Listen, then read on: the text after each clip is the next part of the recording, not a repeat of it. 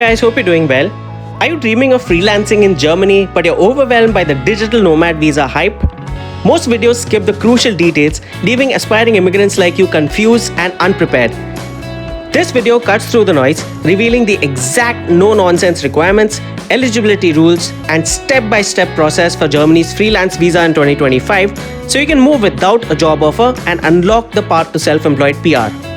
In this video, I'll tell you everything about the freelance visa, whether it's a dream or actual reality, exactly who this visa is made for, documents required, the step-by-step application guide, what to do after you get the visa, the pros and cons, and a few alternate pathways that freelancers can use to move to Germany as well, so do watch the video till the end.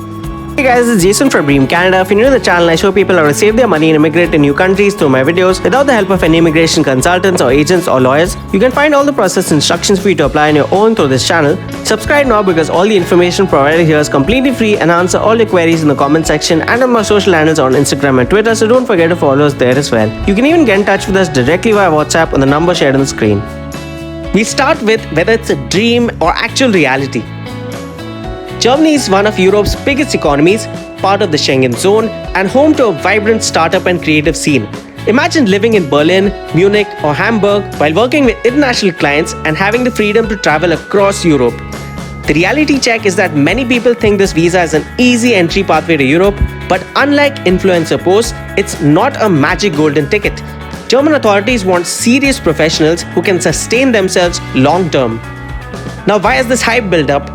Social media calls it the digital nomad visa, but Germany doesn't use that term. Officially, it's a freelance visa, Freiberuflervisum, or self-employment visa. Now we come to who this visa is actually for. The professions recognized as liberal in Germany, which include IT specialists, software developers, graphic designers, journalists, artists, musicians, content creators, consultants, language teachers, and healthcare freelancers like physiotherapists. You need to prove your relevant skills or qualifications like degrees, work experience, or portfolio, and there's a sustained income challenge.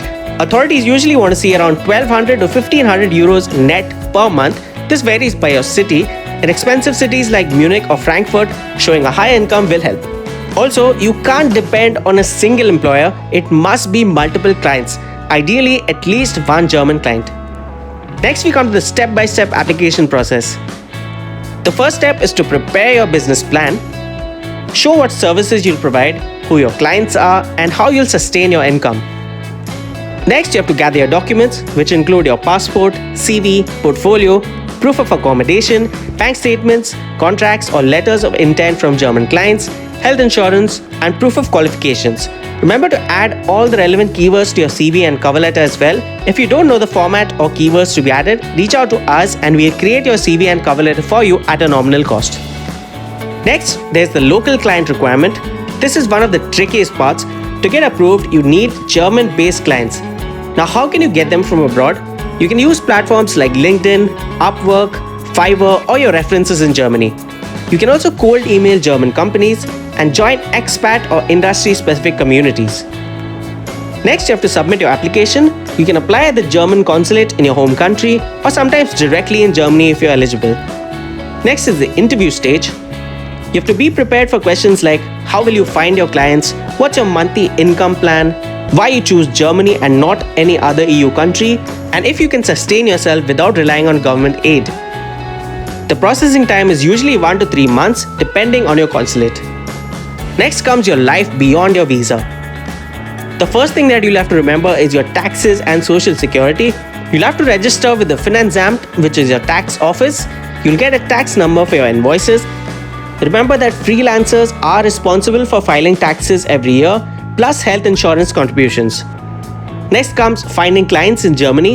You have to join co-working spaces in Berlin, Hamburg, Frankfurt, etc. You can even use Xing for professional networking, which is Germany's version of LinkedIn. Word of mouth is powerful, so network actively among both your professional and personal circles in the EU. Remember that learning German is not mandatory, but it helps you land more clients, build credibility, and eventually apply for a permanent residency. Now, is it actually worth it?